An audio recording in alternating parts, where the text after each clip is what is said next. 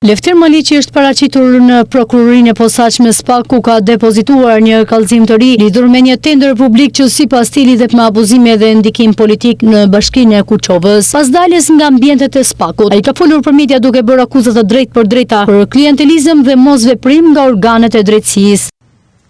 Edhe në post sot, edhe në SPAK depozitova kallëzimin e 12 për ajdarin e famshëm të bashkisë së Kuçovës, i cili mbrohet në oligarku Salilari edhe në politikan të lidhur me të.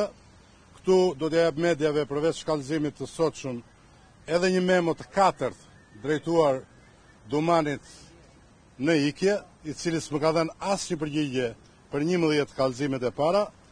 Kallëzimi sotshëm ka të bëjë me 1 milion euro tender rekonstruksion të një shkolle në Avaleas të Kuçovës, ku nuk janë asnjë dhjeta e nxënësve, klaset pothuajse janë bosh, dhe ky referim ka të bëjë me indicjet e qartë publike të dhënë edhe në mediat për manipulim të procedurës së prokurimeve publike, skualifikim fiktiv të operatorëve, krijim të një gare formale dhe jo reale, përcaktim të fituesit, devijim të fondeve publike në shkelje flagrante me ligjin.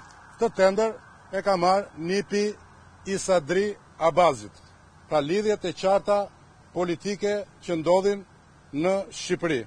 Maliqi deklaroi se do të vijojë me kallëzime të tjera dhe pretendon se SPAK po shmang dosjet që prekin interesa politike dhe ekonomike. Ai kërkoi hetim të plotë dhe të shpejtë për tendrat e përmendur. Deri tani, SPAK nuk ka dhënë një reagim zyrtar lidhur me akuzat dhe kallëzimin e paraqitur.